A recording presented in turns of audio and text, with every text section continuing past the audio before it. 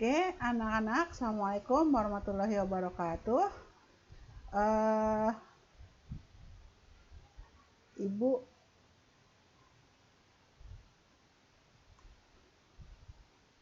pada pertemuan kali ini kita akan bahas tentang peta kontur ya anak-anak. Kemarin kita sudah bahas tentang skala peta, sekarang kita akan bahas tentang peta kontur. Apa itu peta kontur? Peta kontur disebut juga peta topografi, yang merupakan peta khusus untuk menyajikan informasi mengenai ketinggian dan bentuk rupa bumi. Nah, ini untuk peta topografi di daratan. Kalau di lautan namanya peta batimetri, peta kedalaman laut. Nah, pada peta batimetri, garis ini digantikan dengan garis isobat, yaitu garis yang menunjukkan lokasi dengan kedalaman yang sama.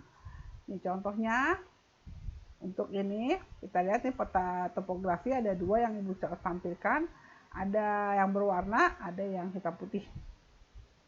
Yang berwarna ini yang menunjukkan ketinggian-ketinggiannya. Nah, ini kan ada garis-garis yang kuning nih. Nah, ini menunjukkan garis ketinggiannya. Nah, ini bentuknya, bentuk dari petanya seperti ini. Kalau aslinya kan seperti ini nih. Ini aslinya di daratan seperti ini nih tinggian. Bumi kan nggak sama tingginya ya. Nah, ini gimana caranya supaya bisa dipetakan dalam bentuk dua dimensi. Nah, akhirnya dibuat seperti ini, yang menandakan garis-garis kontur. Ini peta topografi. Yang kedua, peta batimetri. Nah, ini peta batimetri. Ini yang ibu lihat di Google ada batimetri Nordic Sea, batimetri kedalaman dasar laut, laut Nordik ya. Itu antara Norwegia dengan Islandia. Nah, ini petanya seperti ini. Kalau lautnya dikeringkan, airnya, nah seperti ini bentuknya. Serem ya. Oke, next. Pengertian dari kontur. Kontur adalah garis yang menunjukkan ketinggian yang sama. Kontur interval adalah jarak di antara dua garis kontur. Garis kontur menggunakan satuan meter, biasa terdapat pada peta topografi. Nah, tadi sudah disebutkan ya, ini contohnya. Garisnya menunjukkan ketinggian yang sama, bersambungan terus, tidak berputus. Kemudian yang angka-angkanya, ini kok putus nih Bu? Ini buat nulis angkanya aja. Ini menunjukkan ketinggian yang sama. Kemudian antara satu garis dengan satu garis yang lain, ini ada namanya kontur interval. Ini antara yang ini nih, yang bagian B nih, ada 20 sama 15. Berarti CI-nya kontur intervalnya ada ya. 20 dikurangi 15 berarti 5. Oke, next.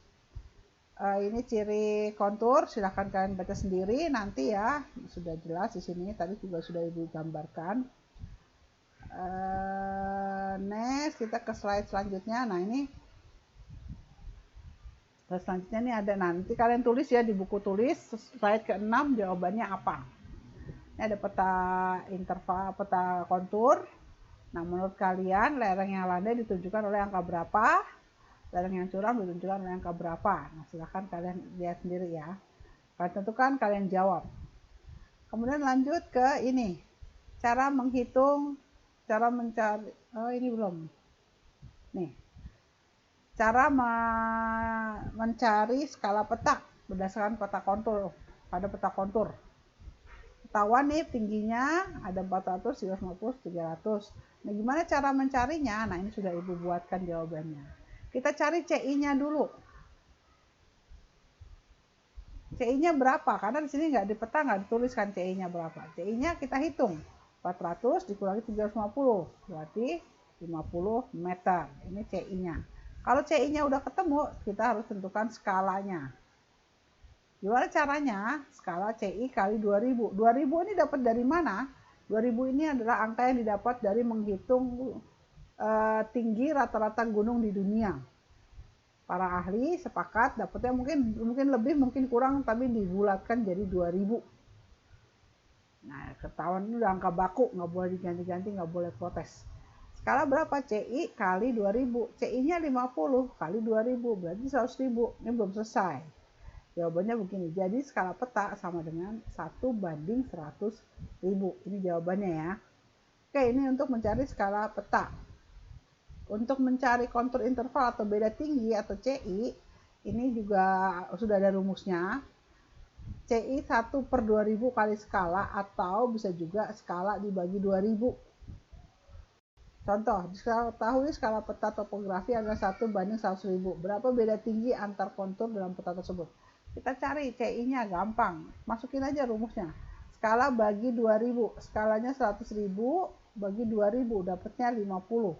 Jadi beda tinggi sama dengan 50 meter. Gampang ya.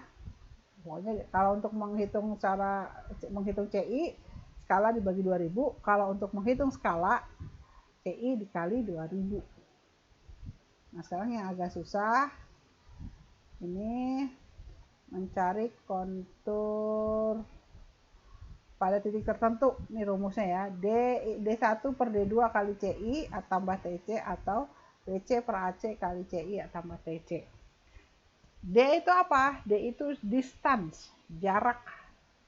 Jarak 1, D1 jarak BC pada peta, D2 jarak AC pada peta. CI-nya kontur interval, TC-nya angka kontur yang akan kita jadi patokan untuk menghitungnya. Nih contohnya, nah seperti ini. Diketahui jarak peta, diketahui jarak AC, ada peta, ada angka 700, 500, 300, berarti beda tingginya CI-nya adalah 200. Ketahuan nih, AC 10 cm, BC 4 cm. Berarti BA berapa? 6, ya kan? 6 cm. Kalau CB 4 cm, sementara AC semua 10, AB berarti 6 cm. 10 dikurangi 6. Berapa ketinggian titik B? Nah, ketinggian titik B ini sudah Ibu tulis rumusnya ini. Kemudian kita masukin untuk menentukan jaraknya, kita sudah tentukan tuh. BC itu BC-nya 4, AC-nya 10, 4/10 kali 200. 200 tadi ya BCI-nya ya. Sama dengan 800/10 sama dengan 80 meter. Itu kalau menghitung dari BC. Kalau menghitung dari AC gimana? 6/10 kali 200 sama dengan 6/10 kali 200, 1200/10 sama dengan 120. Ini kalau mau menghitung dari AC ya, bisa juga 6/10 kali 200 sama dengan 1200/10 sama dengan 120 meter. Nah, untuk menghitung tingginya, ini kayaknya kalau kita hitung dari C, titik B dihitung dari titik C,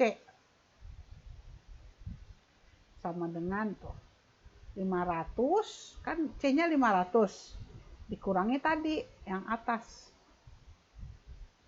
nah 80 meter, karena ketahuan BC tuh 500 per kurangi 80 meter, dapatnya 420.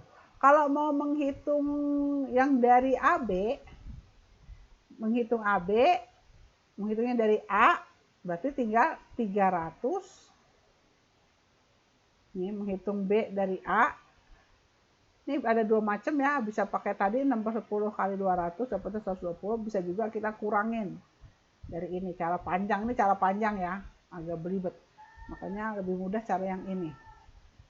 B 6 ditambah 120. Kenapa ditambah?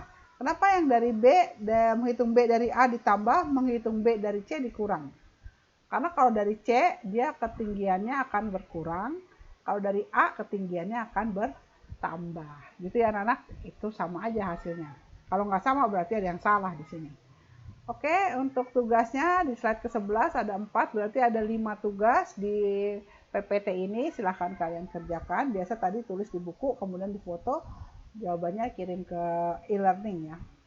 Oke anak-anak, itu saja. Mudah-mudahan bermanfaat dan mudah-mudahan kalian paham. Assalamualaikum warahmatullahi wabarakatuh.